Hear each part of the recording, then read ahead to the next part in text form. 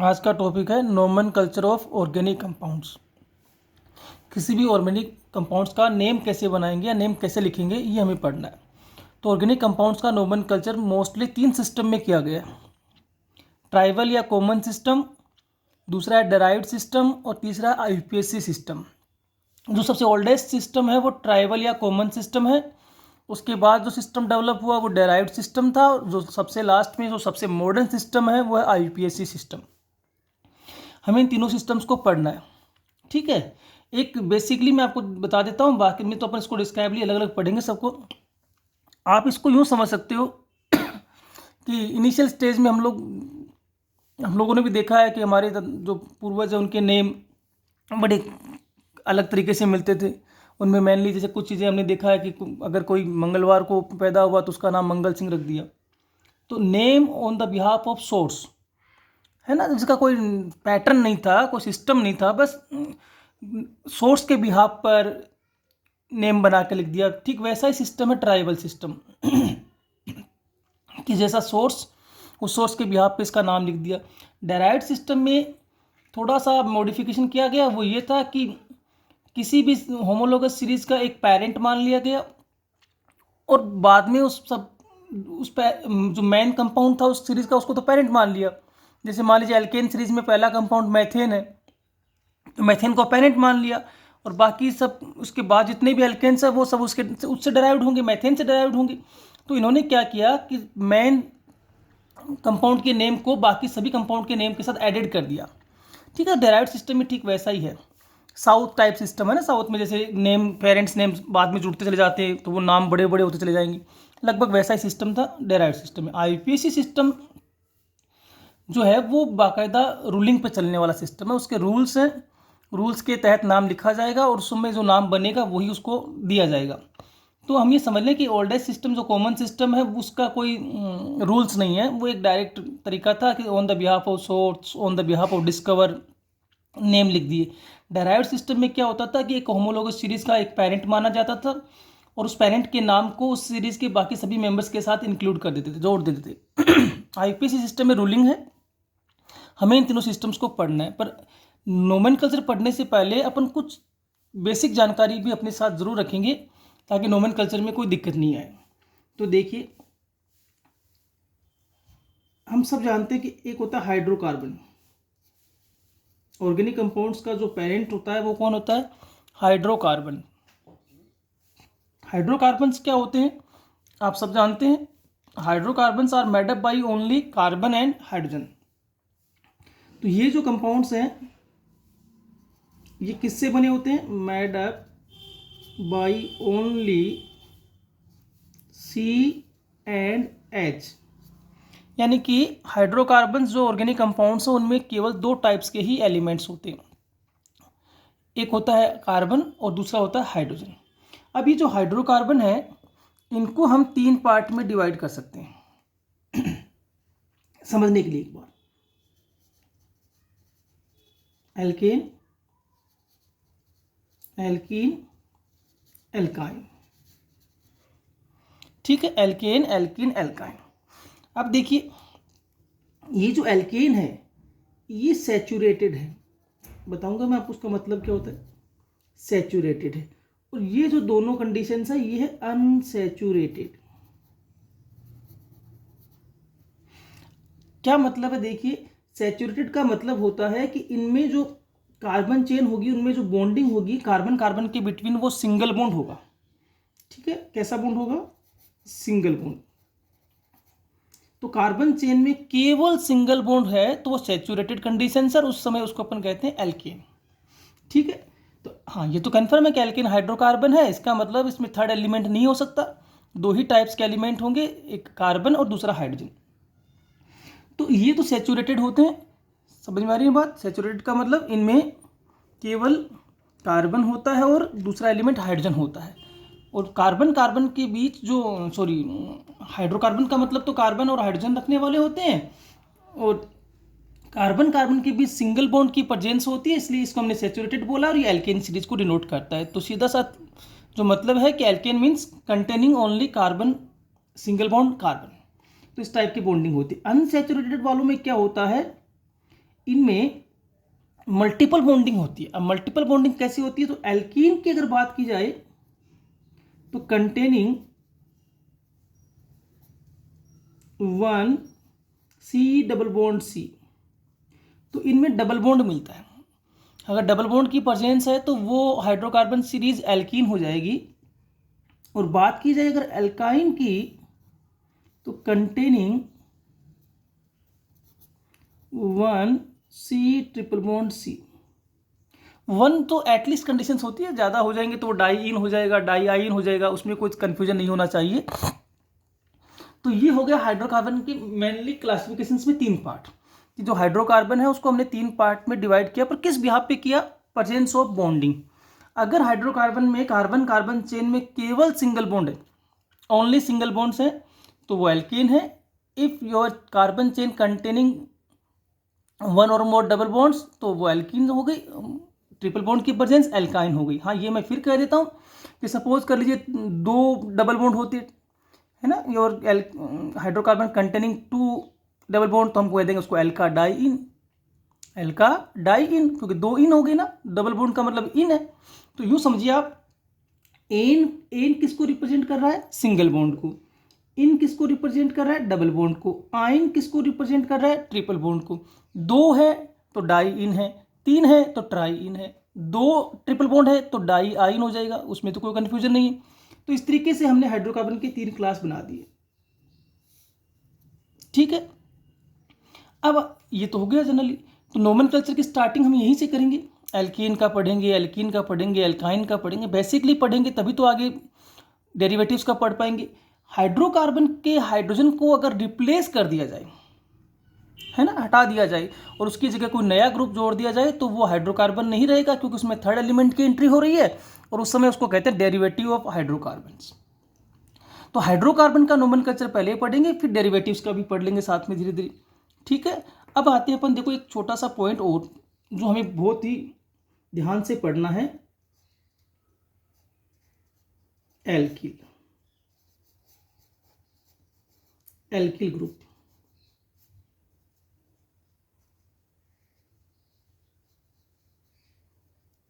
Alkyl group क्या होते हैं, देखो एल्किल ग्रुप का क्या मतलब है। देखिए, एक एल्केन लेंगे अपन लोग, एल्केन का मतलब एक ऐसा हाइड्रोकार्बन जिसमें कार्बन कार्बन के बिटवीन सिंगल बॉन्ड हो। तो एक एल्कीन हमने लिया, जो मैंने ऐसे लिखा है, ये हमने एल्केन को डिनोट किया केवल एल्केन। आप इतना तो जान ही गए कि इस एल्केन में 2 ही टाइप के एलिमेंट्स हैं, एक कार्बन है, दूसरा हाइड्रोजन है। तो इसका आर है जो है वो किसकी फ्रेम है, कार्बन और हाइड्रोजन की फ्रेम ही होगी। अब मैंने क्या किया वो ध्यान देना, मैंने एक हाइड्रोजन को यहां से हटा दिया, रिमूव कर दिया। ठीक है, रिमूव करने के बाद क्या बचा, आर बचा, करेक्ट है ना। और इस आर का एक बॉन्ड अभी भी फ्री पड़ा है, आगे लगाऊं पीछे लगाऊं कोई बात नहीं, एक बॉन्ड फ्री है ना। तो ये जो आर है इसको मैंने कहा एल्कील, एल्कील ग्रुप।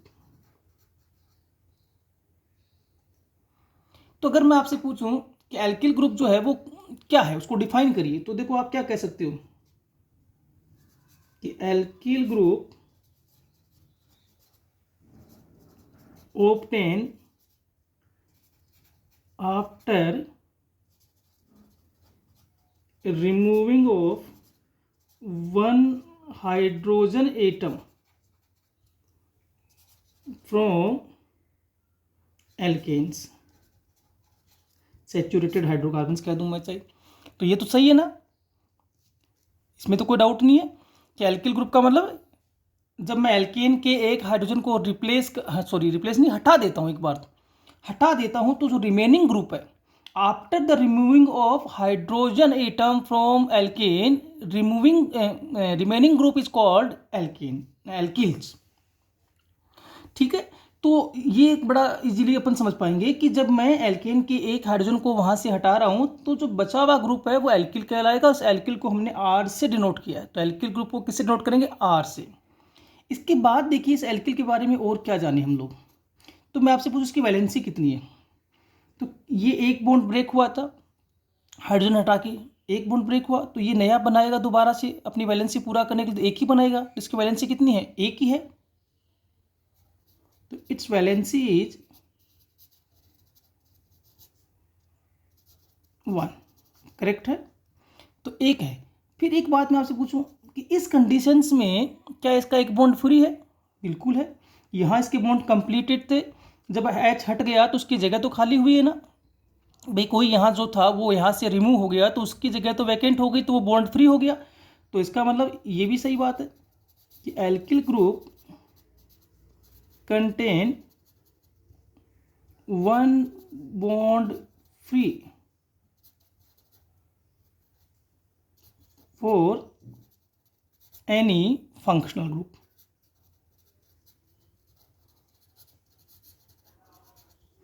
यानी कि ये जो एल्किल ग्रुप होता है इसके पास एक बॉन्ड हर समय फ्री होता है किसी भी फंक्शनल ग्रुप के लिए, तो आने वाला फंक्शनल ग्रुप इसके साथ इजीली जुड़ जाएगा। पर याद रखना एक ही बॉन्ड फ्री है तो एक ही जगह कनेक्ट होगा, कोई कंफ्यूजन नहीं है, ठीक है। अब आते हैं अपन इस एल्किल ग्रुप के अगले पॉइंट पे।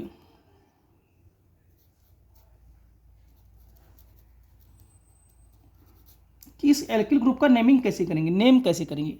तो एल्किल ग्रुप में 2 पार्ट है, देखो यही ना एल्क प्लस इल, ये तो कंपलसरी वर्ड है यानी कि लगाना ही है अपने को। बात किसकी बची, केवल एल्क की। एल्क किसको डिनोट करता है वो देखिए,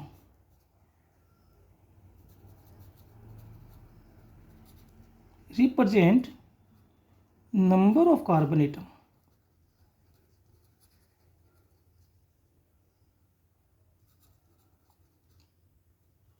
प्रेजेंट इन ग्रुप। तो यानी कि ये जो एल्क वर्ड है एक्चुअल में ये उस एल्किल ग्रुप में present number of carbon atom को रिप्रेजेंट करता है। याद रखेंगे कि एल्किल में जो एल्क है वो किसको डिनोट करता है, number of carbon atom present in group. अब इस नंबर ऑफ कार्बन एटम को रिप्रेजेंट करेंगे तो हर बार एल्क लिखते ऐसा तो हो नहीं सकता, फिर पता कैसे चलेगा इसमें कितने कार्बन है। तो नंबरिंग को नेम करने का तरीका तो आपको आता होगा, मैं फिर लिख देता हूँ एक बार ज़रा सा।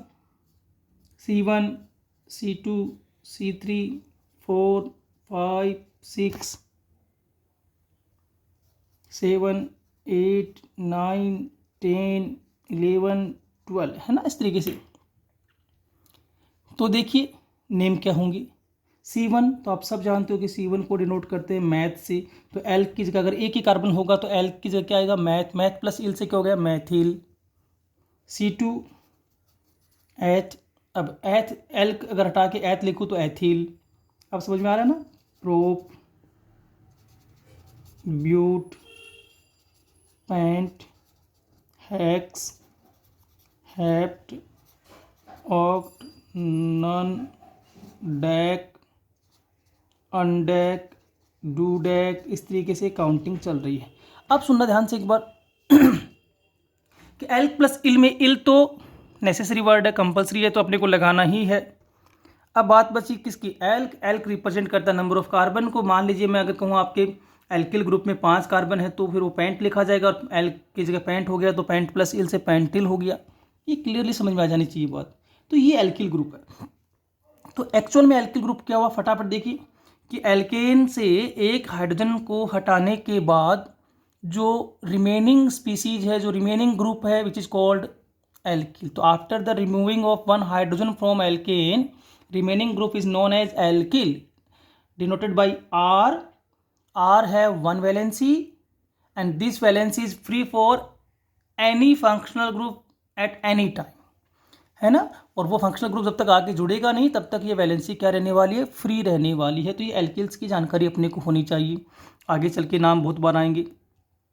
इसके बाद अगर अपन ध्यान दें तो एक जब सिस्टम पढ़ने बैठेंगे तो अपने को ज़रूरत पड़ेगी, तो कुछ वर्ड्स केमिस्ट्री के नोमेनक्लेचर्स में और आएंगे। उनमें से एक नाम है नॉर्मल ग्रुप,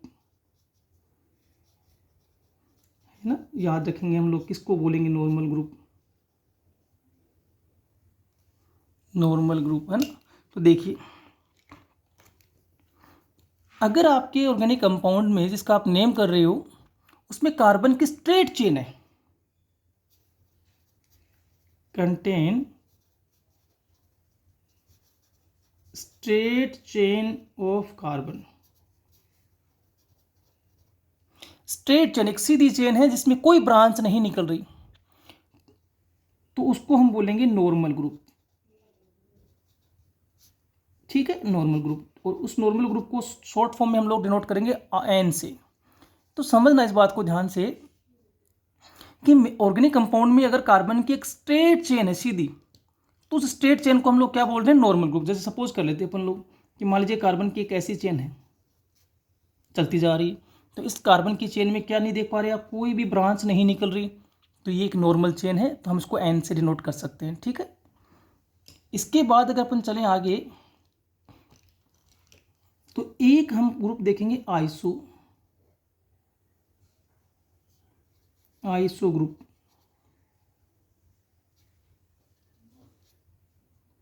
भी आइसो ग्रुप क्या है, देखो आइसो ग्रुप को अपन यूँ समझ सकते हैं कि अगर मैं सीधे सरल शब्दों में बता दूं, तो देखिए कि CH3 CH CH3 और ये रहा, ये वैकेंट बॉन्ड। आगे क्या है हमें इससे मतलब नहीं है फिलहाल।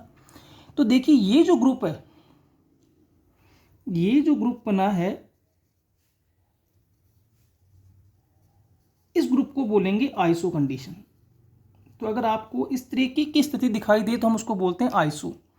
अब ये आइसो को अपन सीधे सीधे अपन ये भी तो कह सकते हैं एक्चुअल में समझने के लिए कि CH group, CH contain 2 Maithil समझे ना, CH3 ग्रुप।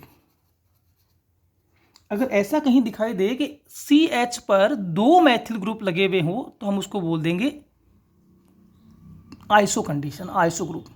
पर याद रहे CH पर 2 CH3 है ना, CH ये होना चाहिए और इसके साथ 2 CH3 ग्रुप डायरेक्टली कनेक्ट होने चाहिए, इनडायरेक्टली नहीं, डायरेक्टली कनेक्ट होने चाहिए, तो हम उसको क्या बोल देते हैं, आइसो ग्रुप। ठीक है, याद रखना डायरेक्टली कनेक्ट होनी चाहिए। इसके बाद की जो कंडीशंस होगी हमारी, वो होगी नियो ग्रुप।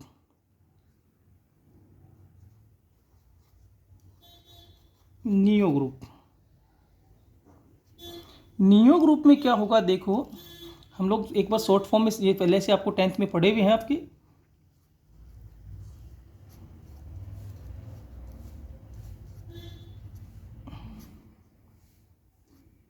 ये ध्यान रखना। देखो ये मैंने कुछ लिखा है, इस कंडीशन में ये जो ग्रुप बना है,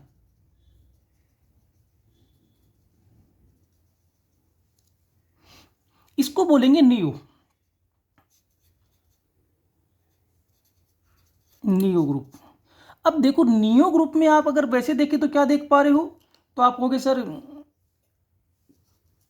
carbon containing 3 Maithil group, 3 Maithil या CH3 ग्रुप, करेक्ट है ना। और इस ग्रुप को हमने नाम दे दिया नियो, तो कार्बन कंटेनिंग 3 मैथिल ग्रुप, और उसको हमने क्या कह दिया, नियो। अब जरा ध्यान रखना कि 3 CH3 होने चाहिए, और किसके साथ होने चाहिए, कार्बन के साथ होने चाहिए। ये तो चलो ठीक है, तो आपने कहा सर C पे 3 CH3 लग गए, डायरेक्टली लगा दिए। पर ये जो रिमेनिंग बॉन्ड बचा ना, 1 2 3 के बाद कार्बन 4 बॉन्ड बनाता है, 3 तो किसने बना ली, मैथिल से। जो रिमेनिंग बॉन्ड है वो भी कार्बन के साथ ही होना चाहिए। यहाँ कंडीशंस लगा दी हमने, जबकि यहाँ इसी को कंडीशंस हमने नहीं लगाई थी। यहाँ तो हमने क्या कहा था, CH have 2 CH3 it means iso. यहाँ हमने कहा C have 3 CH3 but the fourth bond also form between carbon या फॉर्म विद कार्बन। तो ध्यान रखना कि अगर मैं ये कहूँ तो अतिशयोक्ति नहीं है ना इसमें कोई, कि ये कंडीशंस तो होनी ही चाहिए, पर मिनिमम नंबर ऑफ कार्बन कितने हुए, 1 2 3 4 एंड 5, ये 5वां कार्बन भी होगा। तो neo group present at least with 5 carbon. ध्यान रखना कि नियो ग्रुप जो है वो कम से कम 5 कार्बन के साथ रिप्रेजेंट होगा, उससे पहले यानी कि 4 तक नियो कंडीशंस नहीं आती। तो ये हमने अभी जो नॉर्मल कंडीशंस को पढ़ा है, तो एक बार फटाफट देखें फिर हम आगे चलेंगे। सबसे पहले हाइड्रोकार्बन होता है वो जिसमें हाइड्रोजन हो और कार्बन हो, इसके अतिरिक्त कोई भी एलिमेंट नहीं हो। फिर अगर हाइड्रोकार्बन में कार्बन कार्बन चेन में केवल सिंगल बॉन्ड है, ओनली सिंगल बॉन्ड कंटेनिंग, तो alkane, ane represent the single bond.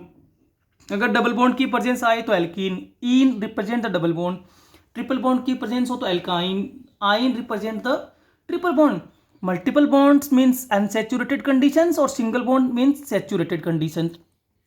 फिर आता है एल्किल ग्रुप क्या है। एल्केन से हाइड्रोजन को हटाने के बाद एक हाइड्रोजन को, after the removal of one hydrogen from alkane, remaining group is known as alkyl. Alkyl को डिनोट किया आर से। आर की एक वैलेंसी होती है क्योंकि एक हाइड्रोजन हटा तो एक वैलेंसी फ्री हो गई, और ये फ्री वैलेंसी आने वाले फंक्शनल ग्रुप के साथ कनेक्ट होगी और नए टाइप्स के कंपाउंड बनाएगी। नेमिंग की बात करें तो एल्क प्लस इल तो लगाना ही है। एल्क क्या है, elk represent the number of carbon, और कार्बन को कैसे रिप्रेजेंट करते हैं, मैथ एथ प्रो ब्यूट, तो मैथ प्लस इल से मैथिल, और ओक्ट प्लस इल से ओक्टिल, पेंट प्लस इल से पेंटिल। फिर हमने कुछ चीजें और देखी, वो हमने देखी कि नॉर्मल कंडीशंस क्या है। तो अगर कार्बन की स्ट्रेट चेन है तो नॉर्मल ग्रुप बोलेंगे, उसको एन से डिनोट करते हैं। अगर कार्बन की स्ट्रेट चेन नहीं है और हम क्या देखते हैं, C H have to C H three, C H पर दो सी एच थ्री कनेक्ट है, या सीधी भाषा में ये कह दूं मैं कि एक ऐसा कार्बन जिसके साथ दो सी एच थ्री और एक हाइड्रोजन लगा हुआ है। यही तो बात है ना, एक कार्बन जिसके पास दो मैथिल ग्रुप और एक हाइड्रोजन लगा हुआ है तो वो आइसो कंडीशंस कहलाएगी। और अगर आप देखते हो कि carbon contain three methyl group, carbon contain three methyl group तो known as neo, but neo start with minimum 5 carbon. ये जरूर अपने को याद रखना है, ठीक है। इसके बाद अपन छोटी छोटी दो बातें और देख लेते हैं, फिर अपन नेक्स्ट वीडियो से नोमेनक्लेचर्स को पढ़ना स्टार्ट कर देंगे। अगला जो पॉइंट अपना वो है सेकेंडरी या 2 डिग्री कंडीशंस, है ना। सेकेंडरी या 2 डिग्री ग्रुप, इसका क्या मतलब, देखो एल्केन से एक हाइड्रोजन आपने हटा दिया तो क्या बचा, एल्किल। अब ये एक हाइड्रोजन कहां से हटा है, ये एक बॉन्ड फ्री जो हुआ वो कहां से हो रहा है उसको देखना चाहते हैं। अगर वो एक बॉन्ड जो फ्री हो रहा है वो हो रहा है 2 डिग्री कार्बन से, कार्बन का नेचर हमने पढ़ रखा है ना, अगर कार्बन दो कार्बन से कनेक्टेड हो तो वो 2 डिग्री कार्बन है। तो मैं जो कह रहा हूं वो ध्यान देना कि यदि आप जो एल्केन से एक हाइड्रोजन को हटा रहे हो, एक बॉन्ड फ्री कर रहे हो, वो एक फ्री बॉन्ड यदि 2 डिग्री कार्बन पे है तो हम उसको कहेंगे सेकेंडरी ग्रुप। जैसे समझिए इसको, मान लीजिए सपोज करते हैं ये हमारे पास एक एल्केन थी जिसको हम ब्यूटेन बोलते हैं, है ना, ये ब्यूटेन एल्केन है, 4 कार्बन की ब्यूट प्लस एन। अब मैंने इसमें से एक हाइड्रोजन हटाना है, ठीक है। तो एक हाइड्रोजन मैं हटाता हूं, देखिए कंडीशंस वाइज देखना। मान लीजिए मैंने एक हाइड्रोजन यहां से रिमूव कर दिया तो क्या बना, CH3 CH2 CH2 CH2, ये करेक्ट है ना। एक हाइड्रोजन को हटाने के बाद की स्थिति बता रहा हूं मैं आपको कि मैंने एक हाइड्रोजन यहां से रिमूव कर दिया, अब ये बना। फिर आपके मन में एक प्रश्न बनता होगा, सर कि यहीं से क्यों हटाऊं, इससे हटा दो तो क्या बनेगा, CH3 CH2 CH, ये बॉन्ड फ्री हो गया और CH3, करेक्ट है ना। फिर आपके मन में एक प्रश्न बनता होगा, सर कि यहाँ से क्यों, यहाँ से हटा दो, तो ये और ये तो सेम ही है, ये भी 2 डिग्री ये भी 2 डिग्री, कोई फर्क नहीं है इनमें, तो यहाँ से हटाओगे तो भी वही बात है, यही बनने वाला है। इधर से अब देखो, इधर से हटाओगे तो ये स्थिति यहाँ आ जाएगी, बस इतना ही तो फर्क होगा, CH3 CH CH2 CH3 बनना वही है, और ये टर्मिनल्स है तो सेम है। अब ये देखिए क्या लग रहा है आपको, एक स्ट्रेट चेन है, सीधी चेन है ना, सीधी स्ट्रेट चेन, कोई ब्रांच नहीं, तो स्ट्रेट को किससे लिखते हैं, एन से। अब बताओ एल्किल ग्रुप का नेमिंग कैसे होता है, तो एल्किल का होता है एल्क प्लस इल। अब एल्क क्या होते हैं, नंबर ऑफ कार्बन, तो 1 2 3 4, 4 means but, but plus yl butyl, तो this group is called n butyl. अब आते हैं इस पर, क्या ये स्ट्रेट चेन है, आपको सर दिख रही है ना, नहीं, ये इससे ब्रांच भी तो जा रही है, तो जब इससे ब्रांच निकल रही है तो स्ट्रेट चेन नहीं है, स्ट्रेट नहीं है तो नॉर्मल नहीं है, आइसो कहीं दिखाई नहीं दे रहा आपको, सर है ना, 2 CH3 रहे और ये CH रहा, तो CH हैव 2 CH3, नो, हमने कहा CH3 directly connect with CH, तो इस CH पर एक तो लगा है डायरेक्टली, पर ये डायरेक्ट नहीं है, तो ये आइसो नहीं है। नियो तो स्टार्ट ही नहीं होता 4 कार्बन से, तो नियो नहीं है। तो हम इसका डिग्री देखेंगे, तो देखिए ये कितने डिग्री कार्बन है, तो ये इधर कनेक्ट है, इधर भी कनेक्ट है, तो 2 डिग्री हुआ ना, तो दिस इज कॉल्ड 2 डिग्री। अब 2 डिग्री में क्या है, वही ब्यूट प्लस इल, तो ये ब्यूटिल तो है ही आपको। सर ब्यूट प्लस इल कैसे, 1 2 3 4 4 कार्बन मीन्स ब्यूट, और एल्किल है तो इल। अब कहोगे एल्किल कैसे है, तो एक हाइड्रोजन को हटाने के बाद क्या बचता है, एल्केन से एक हाइड्रोजन को रिमूव करने के बाद क्या बचेगा, तो वो तो ब्यूटिल ही सॉरी एल्किल ही बचेगा। एल्केन से एक हाइड्रोजन को हटाने के बाद क्या बचता है, एल्किल ग्रुप। तो ये हो गया सेकेंडरी ब्यूटिल। तो सेकेंडरी ब्यूटिल तो एग्जांपल है। सेकेंडरी ग्रुप का मतलब हो गया कि फ्री बॉन्ड, ये जो फ्री बॉन्ड है वो कहाँ प्रेजेंट होगा, 2 डिग्री कार्बन पे प्रेजेंट होगा। ठीक है, अब आते हैं हम लोग टर्सरी यानी कि 3 डिग्री ग्रुप पर। 3 डिग्री ग्रुप का क्या मतलब है, इसको भी एक एग्जाम्पल से समझेंगे। 3 डिग्री ग्रुप का मतलब क्या है,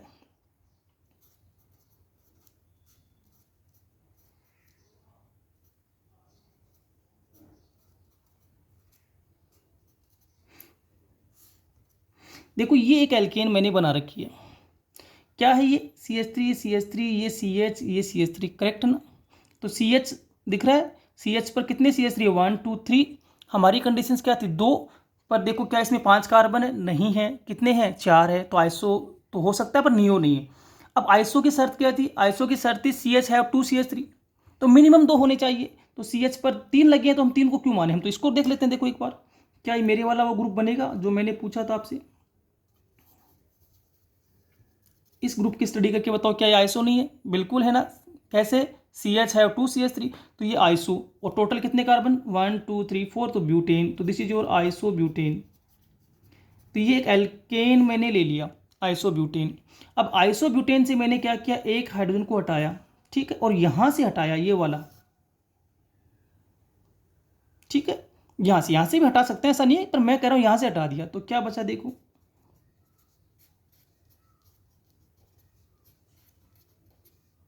ये ग्रुप बच गया, फ्री वैलेंसी हो गई। अब मैं आपसे क्वेश्चन करूंगा, वो ध्यान देना कि एल्केन से एक हाइड्रोजन को हटाने के बाद जो ग्रुप बना, क्या इसको एल्किल ग्रुप बोलेंगे, आप हो गए बिल्कुल बोलेंगे। तो after the removing of one hydrogen from alkane we obtain alkyl group. Alkyl की नेमिंग कैसे करें, एल्क प्लस इल, एल्क कितने हैं 1 2 3 4, तो ब्यूट, और इल लगाना है तो ब्यूटिल। अब हमें यह बताना है क्या ये नॉर्मल ब्यूटिल है, तो कहोगे बिल्कुल नहीं, इसके तो बहुत सारी ब्रांचेस दिखाई दे रही है, तो नॉर्मल ब्यूटेन नहीं है। आइसो है, आपको सर आइसो यहाँ है तो यहाँ भी होगा, नहीं, ध्यान दीजिए, यहाँ तो CH है पर यहाँ H कहाँ है, इस कार्बन पे H नहीं है, और हमारी कंडीशंस कह रही थी CH है 2 CH3, तो ये आइसो नहीं है, किसी भी स्थिति में आइसो नहीं है ना। अभी समझ में आ रहा है ना कि CH होता तो मैं मान लेता, H नहीं है, वो H तो हट गया, तो अभी आइसो भी नहीं, तो N नहीं है, आइसो नहीं है, नियो 5 कार्बन से स्टार्ट होता है, तो फिर ये नियो भी नहीं है। अब आता है कि 2 डिग्री है, तो डिग्री चेक करते हैं, तो 1 2 3 3 कनेक्टिविटी है तो 3 डिग्री है, तो this is your 3 degree butyl group. तो अब समझ में आया 3 डिग्री का क्या मतलब है, कि free valency present at 3 degree carbon, 2 degree में free valency, free bond present at 2 degree carbon. तो सीधी सी बात है, फ्री बॉन्ड 2 डिग्री कार्बन पे प्रेजेंट है तो 2 डिग्री बोल देंगे, और 3 डिग्री कार्बन पे प्रेजेंट है तो 3 डिग्री बोल देंगे। क्लियर होगी बात। तो ये कुछ कॉमन चीजें थी जो अपने को जाननी थी। अब मैं यहाँ कुछ 2 बातें मैं आपको और बता रहा हूँ, उसको ध्यान देना। सबसे पहले हम जो पढ़ के आ रहे हैं मेनली वो है एल्किल ग्रुप।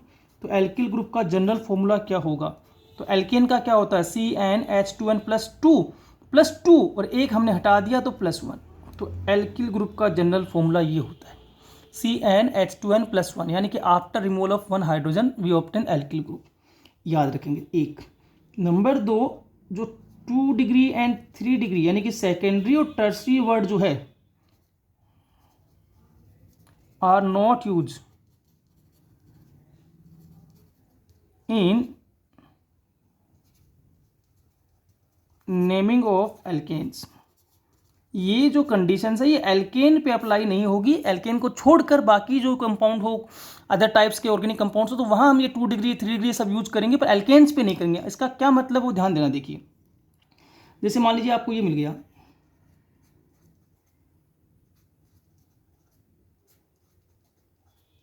ये है, और आपसे कहा जाए इसका नाम लिखूं, तो आप कहीं पे तो सोचते हैं कि यार 1 2 3 4 ये इसके साथ 2 डिग्री कंडीशंस पे निकल रहा है, नहीं, ये सीधी एल्केन है और 2 डिग्री कंडीशंस वगैरह कोई मामला नहीं होगा। यहाँ हम एन आइसोनियो को देखेंगे बस।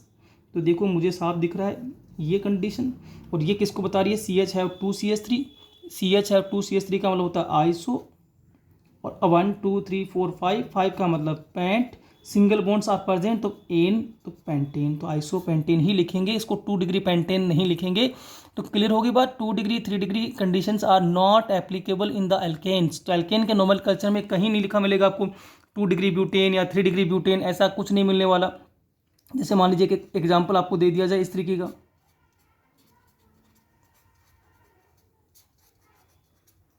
कि इस एल्केन का नेम बताइए, तो आपको इस एल्केन का नेम बताना है तो डिग्री नहीं देखनी है आपको, तो कंडीशंस देखनी है। तो आप क्या देख पा रहे हो कि एक कार्बन है जिसके साथ कितने 4 CH3 लगे हैं। 4 से अपने को मतलब नहीं है, पहले टोटल कार्बन गिनिए, 5 हो गए, तो 5 में नियो हो सकता है। अब देखिए C कंटेन 3 CH3, तो जो मेन ग्रुप तो वो यही है ना कि C कंटेन 3 CH3, यानी कि अगर ये ग्रुप दिखाई दे रहा है मेरे को साफ सुथरा कि एक कार्बन पे 3 CH3 मौजूद है, तो हम उसको नियो बोलते हैं, तो हम इसका नाम लिख देंगे नियो। अब टोटल कितने कार्बन है, 5, तो नियो पेंटेन।